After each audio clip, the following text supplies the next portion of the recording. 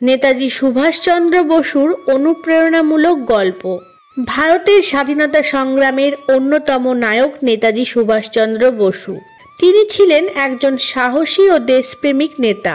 তার জীবনের প্রতিটি অধ্যায় এক অনুপ্রেরণার উৎস। এই গল্পটি তার অদম্য মনোবল, ত্যাগ এবং সংকল্পের এক চিত্র তুলে ধরে। শৈশব ও শিক্ষা। 1897 সালের 23শে জানুয়ারি ওড়িশার কটকে জন্মগ্রহণ করেন সুভাষচন্দ্র বসু। তার বাবা জানকীনাথ বসু ছিলেন একজন নামকরা আইনজীবী এবং মা প্রভাবতী দেবী ছিলেন একজন ধর্মপরায়ণা মহিলা।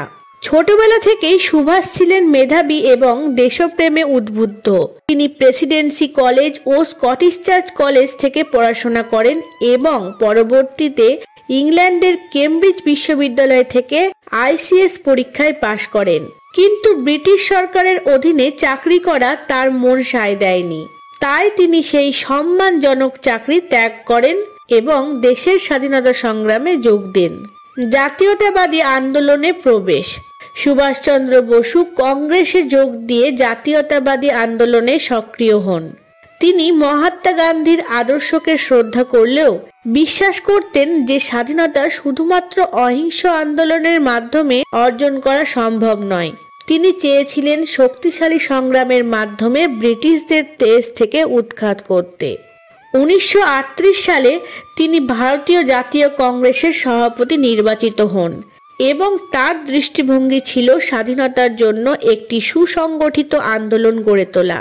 কিন্তু 1939 সালে কংগ্রেসের অভ্যন্তরীণ মতবিরোধের কারণে তিনি সভাপতি পদ থেকে পদত্যাগ করেন এবং ফরওয়ার্ড ব্লক নামে একটি নতুন সংগঠন গঠন করেন। ব্রিটিশ সরকারের বিরুদ্ধে লড়াই।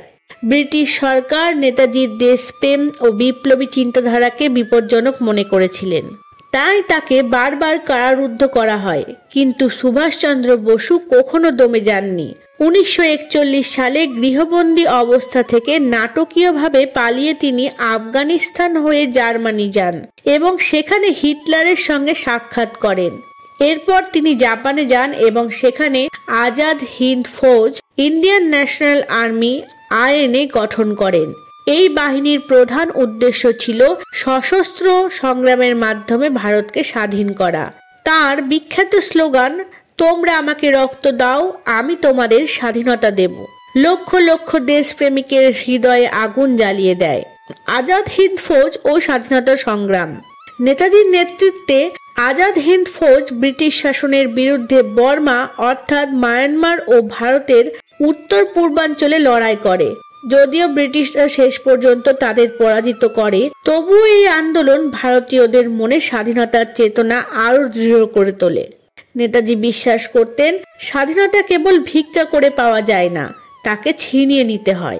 তার জীবন আমাদের শেখায় যে কঠোর পরিশ্রম, আত্মত্যাগ এবং অদম্য ইচ্ছাশক্তির মাধ্যমে যে কোনো লক্ষ্য অর্জন করা সম্ভব। নেতাজির রহস্যময় অন্তর্ধান। 1945 সালের 18 আগস্ট জাপানের তাইহোকু অর্থাৎ তাইওয়ান বিমানবন্দরে তার বিমান দুর্ঘটনায় মৃত্যু হয় বলে প্রচার করা হয়। তবে এই মৃত্যু নিয়ে বহু বিতর্ক ও রহস্য রয়েছে। অনেকেই মনে করেন তিনি গোপনে বেঁচে ছিলেন এবং স্বাধীনতার পরেও কোথাও আত্মগোপন করেছিলেন। নেতাজি সুভাষচন্দ্র বসুর জীবন শুধুমাত্র ইতিহাসের অংশ নয়, বরং প্রতিটি ভারতীয়ের জন্য একটি মহৎ অনুপ্রেরণা। তার সাহস, আত্মত্যাগ এবং সংগ্রামের কাহিনী আমাদের শেখায় যে যদি আমরা সত্যি কোনো লক্ষ্য অর্জন করতে চাই, তবে আমাদের কখনো হার মানা উচিত নয়। জয় হিন্দ।